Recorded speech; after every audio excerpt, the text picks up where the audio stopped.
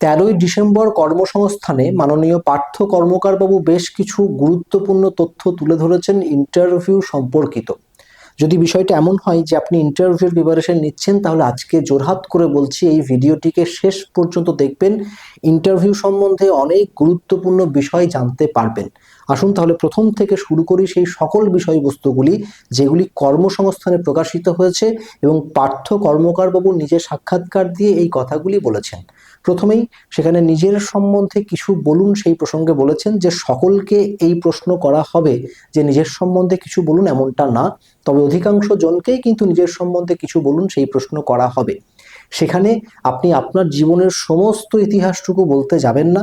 কোথা থেকে মাধ্যমিক উচ্চ মাধ্যমিক পাশ করেছেন, তারপর গ্র্যাজুয়েশন কোথা থেকে করেছেন, এবং তারপর আপনার যে ডিএলএড ট্রেনিং সেটা কোথা থেকে করেছেন সেই কথাগুলি বলবেন।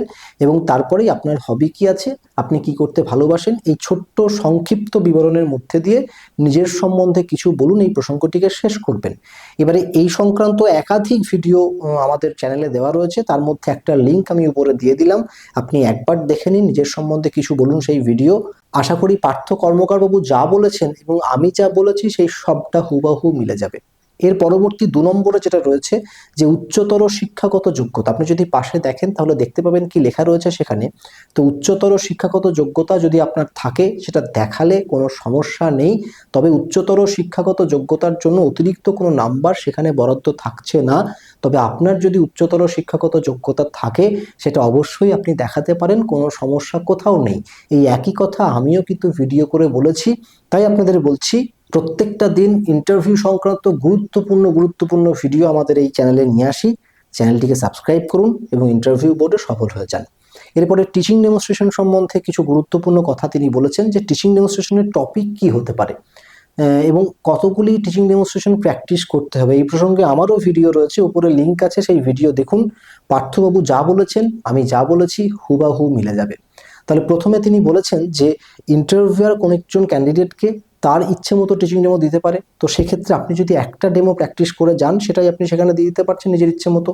এছাড়াও ইন্টারভিউয়ার আপনাকে সাবজেক্ট চুজ করে দিতে পারেন যে আপনি বাংলা থেকে দিন, আপনি অঙ্ক থেকে দিন, আপনি ইংরেজি থেকে দিন, কিছু একটা। তাহলে এই প্রসঙ্গে আমিও বলেছি যে আপনি অন্য 5টি টিচিং ডেমোকে প্র্যাকটিস করে রাখলে সাবজেক্ট থেকে কিন্তু আপনার ডেমোটিকে দিয়ে দিতে পারবেন যে সাবজেক্ট বলবে। তাহলে 5টা টিচিং ডেমো সবার আগে প্র্যাকটিস করে রাখলে আপনি নিজের ইচ্ছে মতো একটা সেখান থেকে পেয়ে যাবেন। যদি কোনো সাবজেক্ট চুজ করে দেওয়া হয় তাহলে সেক্ষেত্রে কিন্তু আপনি ওই 5টা প্র্যাকটিস করে রাখছেন তার মধ্যে থেকে একটা দিয়ে দিতে পারবেন। এছাড়াও তিনি বলেছেন যে ডেমো সবসময় এইরকমই হবে না যে আপনাকে নিজের ইচ্ছে মতো করতে দেওয়া হবে বা সাবজেক্ট চুজ করে দেওয়া হবে। এরকমও হতে পারে যে ইন্টারভিউয়ার তারা টপিক চুজ করে দিলেন, তো টপিক চুজ যদি করে দেয় সেটা করতেই পারেন। তো সেক্ষেত্রে যদি আপনি সেই টপিকে ডেমো দিতে পারেন তাহলে খুব ভালো। আর যদি সমস্যা হয়, যদি আপনার মনে হয় যে সেই টপিক আপনি ডেমো দিতে পারবেন না, সেক্ষেত্রে আপনারা ইন্টারভিউয়ারদের কাছে অনুরোধ করবেন যে টপিকটিকে চেঞ্জ করে দেওয়ার জন্য, যে অন্য কোনো একটি টপিকে আপনি টিচিং ডেমনস্ট্রেশন দেবেন, এই টপিকটি আপনার প্রস্তুত নেই এই অবস্থায়। তো সেটা আপনি জানাতে পারেন, সেক্ষেত্রে কোনো সমস্যা হবে না, ইন্টারভিউয়াররা অন্য টপিক চুজ করে দেবেন। এবারে নিজে একটি কথা ভেবে দেখুন যে আপনি আমাকে একটি টপিকে ডেমো দিতে বললেন, আমি সেই টপিকে ডেমো দিয়ে দিলাম। বেশ, এবারে আপনি অন্য একজনকে সেই টপিকে ডেমো দিতে বললেন, তিনি বললেন যে না আমি এটা পারবো না, আমাকে অন্য একটি টপিক চুজ করে দিন। আপনি আবার অন্য একটি টপিক চুজ করে দিলেন, উনি সেই টপিকে ডেমো দিলেন। তাহলে এই দুজনের মধ্যে আপনার চোখে কে এগিয়ে? অবশ্যই আমি এগিয়ে।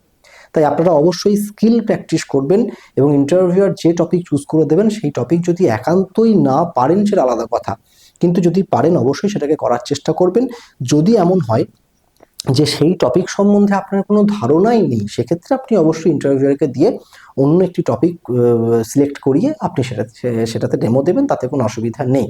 তাহলে 3 নম্বরে দেখুন, আমি যেটা বলেছিলাম যে টিচিং ডেমো সবসময় 5টা টিচিং ডেমোকে একদম তটস্থ করে রাখবেন, নিজের ইচ্ছে মতো একটা থাকবে তার মধ্যে, এবং বাকি 4টে সাবজেক্ট থেকে 4টে থাকবে। সেই 5টা টিচিং ডেমো করতে পারলেই কিন্তু ইন্টারভিউ বোর্ডের 70-80% কিন্তু কভার হয়ে যাবে। বাকি যদি ভাগ্য খুব খারাপ হয় তাহলে ইন্টারভিউয়ার টপিক চুজ করে দেবেন। সেক্ষেত্রে যদি আপনি আপনার স্কিল ডেভেলপ করতে পারেন তাহলে অবশ্যই ইন্টারভিউয়ারের চুজ করে দেওয়া টপিকেও আপনি টিচিং ডেমো দিতে পারবেন। যদি না পারেন সেক্ষেত্রে ইন্টারভিউয়ারের কাছে রিকোয়েস্ট করবেন যে টপিকটিকে চেঞ্জ করে দেওয়ার জন্য। বেশ, এরপরে 4 নম্বরে যেটা বলেছেন অত্যন্ত গুরুত্বপূর্ণ বিষয়, সেটা হচ্ছে কমিউনিকেশন স্কিল।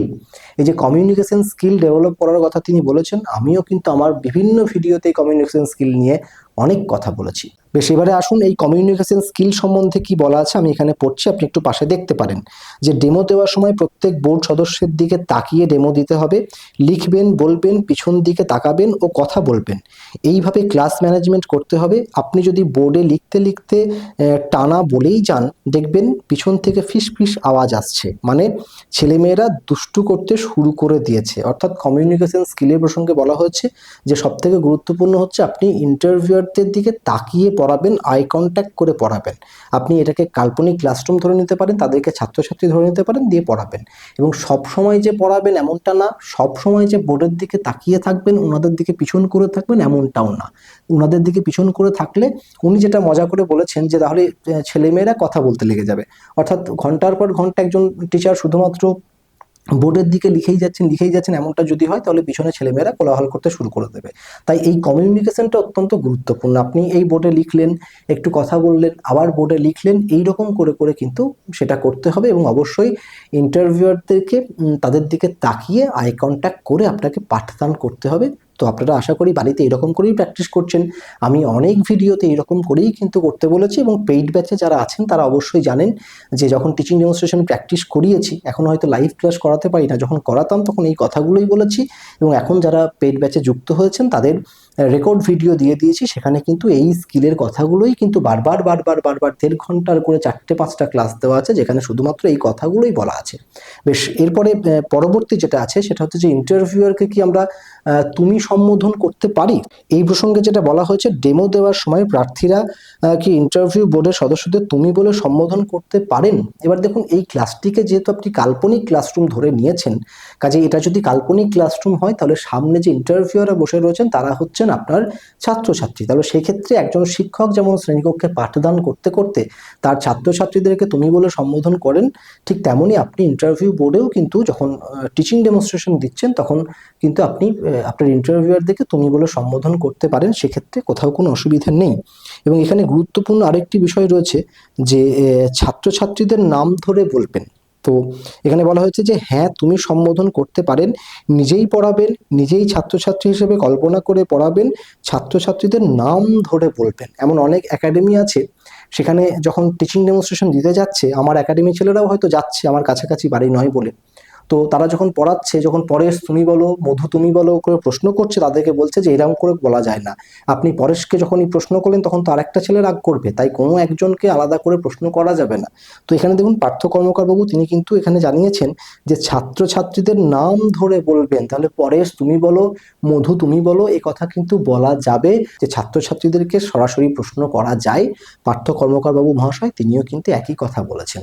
বেশ, এরপরে সব থেকে গুরুত্বপূর্ণ বিষয় সেটা হচ্ছে যে মাইক্রো টিচিং কি। 9 নম্বরে আছে, আপনি পাশে দেখুন যে মাইক্রো টিচিং কি।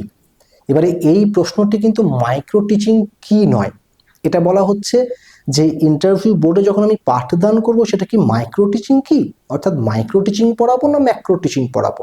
তো এই প্রসঙ্গে দেখুন, আমার একটা ভিডিও দেওয়া রয়েছে, উপরে তার লিঙ্ক, এখান থেকে দেখে নিতে পারেন। অত্যন্ত গুরুত্বপূর্ণ ভিডিও মাইক্রো টিচিং এবং ম্যাক্রো টিচিং এর কনসেপ্ট সম্বন্ধে। তাহলে দেখুন, ম্যাক্রো টিচিং হচ্ছে সেটাই যেটা আপনি শ্রেণীকক্ষে গিয়ে শিশুদের উদ্দেশ্যে পাঠদান করছেন, আর মাইক্রো টিচিং হচ্ছে সেটা যেটা আপনি আপনার বন্ধু বান্ধবীদের সঙ্গে তার স্কিলগুলোকে প্র্যাকটিস করছেন। তাহলে আমরা মাইক্রো টিচিংয়ে কী করি, 1টা 2টো 3টে 4টে 5টা স্কিলকে প্র্যাকটিস করি আলাদা আলাদা করে। যখন সেই সমস্ত স্কিলগুলোকে শিখে যাই তখন সেই স্কিলগুলোকে ম্যাক্রো টিচিংয়ে গিয়ে অ্যাপ্লাই করি।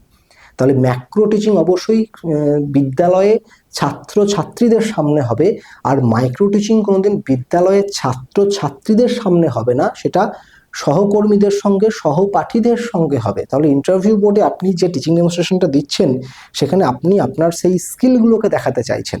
তাহলে যদি সেখানে মাইক্রো টিচিং হয় শুধুমাত্র একটা স্কিলকে দেখাতে পারবেন, আর যদি ম্যাক্রো টিচিং হয় সেখানে মাইক্রো টিচিংয়ের 5টা স্কিলকেই দেখাতে পারবেন।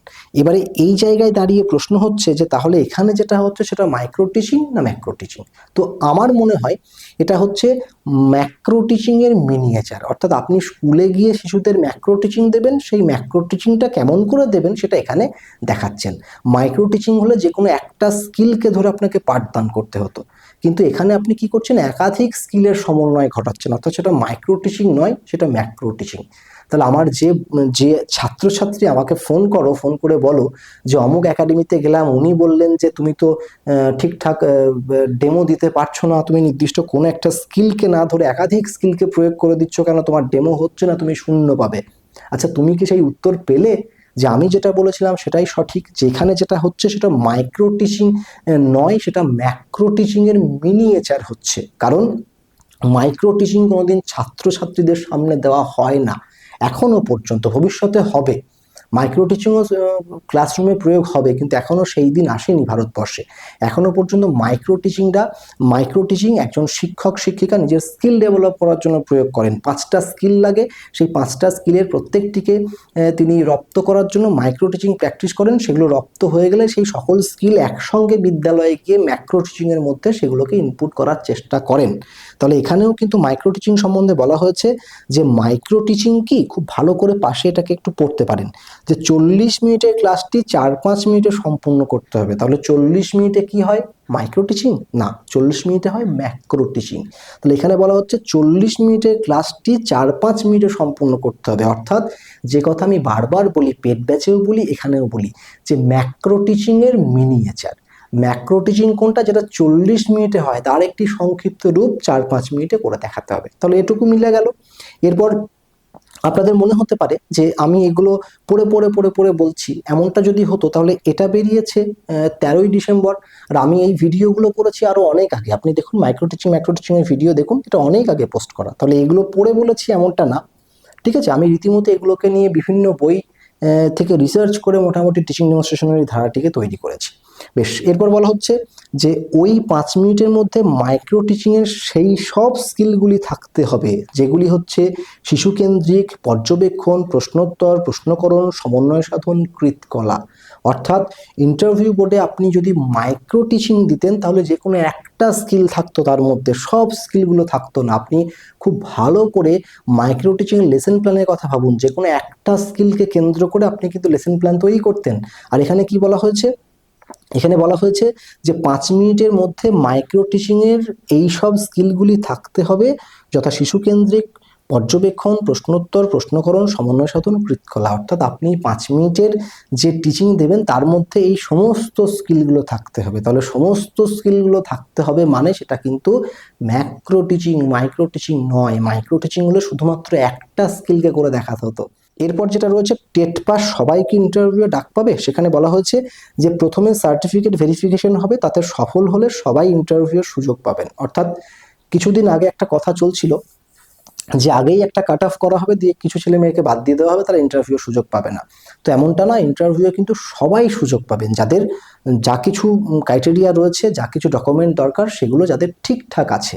তো এখানে সেটাই বলা হয়েছে যে আগে ভেরিফিকেশন করে নেওয়া হবে, ভেরিফিকেশনে যারা যারা সফল হবে তাদের সকলকে টাকা হবে। এবারে এখানে একটা প্রশ্ন জন্ম নিচ্ছে, সেটা হচ্ছে এটাই যে একই দিনে ভেরিফিকেশন হবে দিয়ে ইন্টারভিউ হবে, নাকি আগে ভেরিফিকেশন হয়ে যাবে, তারা সেখানে যারা পাস পাবে তাদের ইন্টারভিউ হবে। যদি এটা হয় যে একই দিনে ভেরিফিকেশন হবে, তাহলে কিন্তু আপনি কলকাতায় একদিন গেলেই হবে। আর যদি এইরকম হয় যে একদিন ভেরিফিকেশন হবে আর একদিন ইন্টারভিউ হবে, তাহলে আপনাকে কলকাতায় হয় 2টো দিন যেতে হবে, আর যদি পরপর হয় তাহলে কলকাতায় গিয়ে মাঝে একটা বা 2টো রাত থাকতে হবে। সেটা এখনো নিশ্চিত না কি হবে, যখন জানতে পারবো অবশ্যই জানিয়ে দেবো।